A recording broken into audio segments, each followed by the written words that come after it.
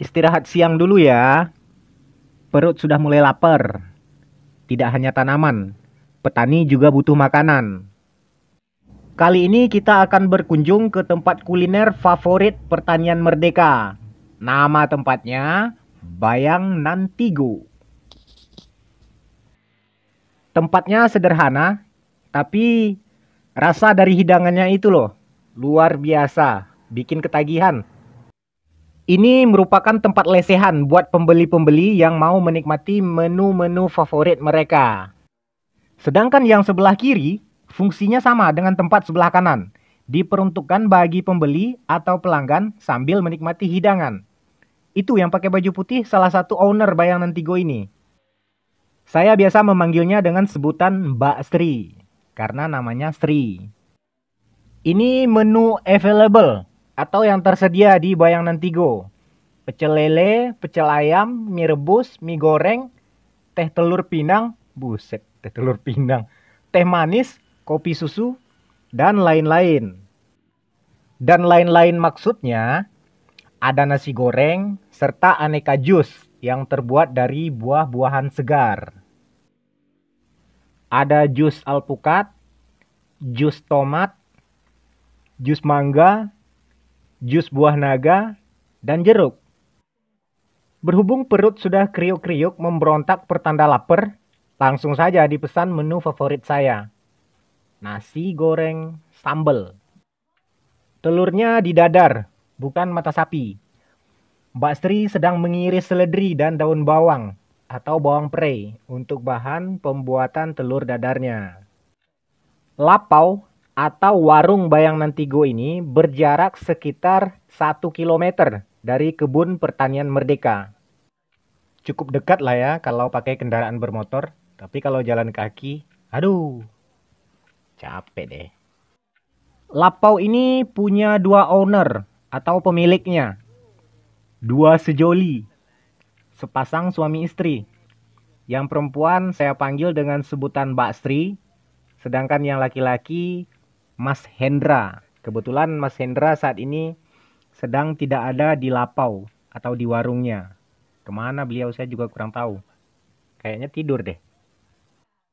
Halo Mas Hendra, where are you? Sudah selesai proses pengirisan seledri dan daun bawangnya. Ini bentuknya setelah diiris. Yang berwarna kuning keemasan ini minyak goreng dalam kemasan yang dipanaskan untuk memasak telur dadar. Dan telur ayamnya pun dipecah. Kemudian ditambahkan dengan sedikit penyedap rasa. Rasa apa ini ya? Rasa ayam atau rasa sapi? Nggak tahu juga. Yang penting penyedap rasa. Sedikit ditambahkan penyedap rasa. Itu bentuknya. Setelah ini, telurnya dikocok sampai mengembang dan tercampur merata. Lapau Bayang Nantigo ini secara administratif berada di Kenagarian Lalang Panjang. Kenagarian merupakan struktur pemerintahan yang setara dengan desa di daerah lain. Kenagarian Lalang Panjang, Kecamatan Air Pura, Kabupaten Pesisir Selatan, Provinsi Sumatera Barat, Negara Republik Indonesia. Beginilah bentuk telurnya setelah dikocok. Ada buih-buih dan gelembung-gelembungnya. Ini minyak goreng yang dipanaskan tadi. Lama juga ya panasnya. Sudah selesai mengocok telur, minyaknya belum panas juga. Aduh, kasihanilah perutku. Minyak cepet panas dong. Laparnya kebangetan nih. Sembari menunggu minyaknya panas, Mbak Sri gerak cepat untuk menempatkan nasi ke dalam piring. Siap untuk digoreng. Itu nasinya yang berada di dalam rice cooker. Porsinya jumbo double ya Mbak. Biar saya strong saat kerja di kebun nanti. Minyaknya sudah panas, telur dadar pun dimasak. Iyap, kembanglah semuanya. Ya asik. Makin gak tahan ini perut. Jangan lupa dibalik ya Mbak. Biar matangnya utuh, nggak setengah-setengah. Aduh, aromanya. Aromanya saja sudah menggugah selera. Apalagi rasanya. Wow. Mungkin karena laparnya kebangetan kali ya. Jadi ngehalu. Telur dadarnya hampir mateng. Warnanya agak kecoklatan. Siap-siap untuk dipindah tempatkan. Hati-hati mbak, jangan sampai tumpah. Bahaya itu. Nah ini dia. Ditiriskan dulu. Agar sisa-sisa minyaknya bisa keluar. Atau turun ke bawah. Jadi tidak tercampur ke dalam hidangan nasi goreng kita nantinya. Tidak tercampur terlalu banyak maksudnya. Karena kalau kebanyakan minyak goreng dalam hidangan nasi goreng ya enek juga sih. Seledri, daun bawang, dan nasi putih diaduk dulu dalam kuali. Yap, kecilkan dulu apinya. Ini bumbu rahasia ya. Mbak Sri nggak mau ngasih tahu ini bumbunya apa. Yang jelas ada cabai-cabainya juga. Bumbu rahasia inilah yang membuat nasi gorengnya Mbak Sri atau nasi goreng di Bayang Nantigo ini terasa lezat sekali. Tambahkan sedikit penyedap rasa juga. Rasa ayam atau rasa sapi. Anggap sajalah rasa ayam. Kemudian ditambahkan kecap secukupnya. Kecap ya. Kemudian diaduk. Aduh. Pengaduknya itu dari apa ini Mbak? Dari tempurung ya? Wah. Ini pengaduk nasi kayaknya. Tapi nggak apa-apa. Yang penting bersih. Lagian sendok yang terbuat dari tempurung ini sebenarnya merupakan hasil kerajinan tangan lokal daerah sini. Namanya sanduk atau sendok kalau istilahkan atau diartikan ke dalam bahasa Indonesia. Punya nilai estetika, tradisional dan klasik juga. Lebih alami jika dibandingkan dengan sendok yang berada pada tangan kiri Mbak Sri tadi. Nah, lebih alami jika dibandingkan sendok yang ini. Lebih asik pakai sanduk tadi.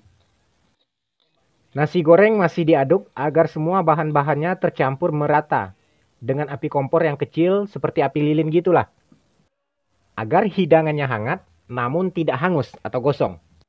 Setelah dirasa cukup, nasi goreng dipindah tempatkan ke dalam piring. Selanjutnya Mbak Sri mempersiapkan topping buat nasi gorengnya agar tampil cantik, menarik, dan menggugah selera. Salah satu topping berupa lalapan, namanya mentimun. Ini, yap, yang berwarna hijau muda itu. Selain mentimun, ada juga lalapan lainnya berupa sayuran segar. Apa namanya ini? Daun selada bukan? Saya kurang tahu juga namanya. Bahkan, membuat nasi goreng juga merupakan seni. Seni menghias makanan agar tampil menarik. Dan tentu saja, yang terpenting adalah rasanya. Telur dadar ini juga merupakan salah satu topping ya. Topping selanjutnya sedang dipersiapkan. Kita tunggu dulu apa yang mau dimasukkan. Ya, ternyata kerupuk ya. Kerupuk yang diletakkan di bagian atas. Ya, topping ini maksudnya berasal dari kata top atau atas. Kalau topping bagi nasi goreng ini merupakan bagian atas dari nasi goreng. Tentu saja bagian atas ini selain mempercantik hidangan yang punya nilai estetika, juga punya rasa tersendiri dan bermanfaat serta punya chemistry dengan hidangan. Tidak asal dikasih topping saja. Masa makan nasi goreng toppingnya dikasih es krim kan nggak keren. Nggak punya chemistry juga antara nasi goreng dengan es krim yang jadi toppingnya. Topping terakhir, penaburan bawang goreng. Selanjutnya, nasi goreng sambal diletakkan di atas meja. Kali ini saya memilih duduk di tempat lesehan, di bagian luar lapau Bayang Nantigo. Makan sambil selonjoran kaki, ditemani semilirnya angin siang ini. Waduh, alamak indahnya dunia. Dan nasi goreng sambal siap disantap. Sebelumnya, jangan lupa berdoa ya. Bersyukur pada Yang Maha Kuasa atas rezeki yang diberikannya. Beginilah bentuk nyata dari salah satu menu yang ada di Lapau Bayang Nantigo. Potong telur dadarnya, tambahkan sambal, kemudian diaduk. Wah, susah juga ya.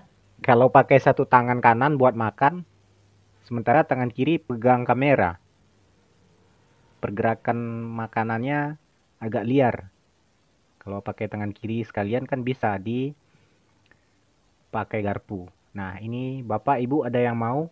Sini saya suapin. Enak loh. Gak bakal nyesel kalau mencicipi hidangan di Lapau Bayang Nantigo ini. Tentu saja ada rasa, ada harga. Dengan kata lain, harga yang ditawarkan sebanding dengan rasanya. Sampai di sini dulu cerita tentang nasi goreng sambal. Terima kasih atas perhatiannya. Wassalam.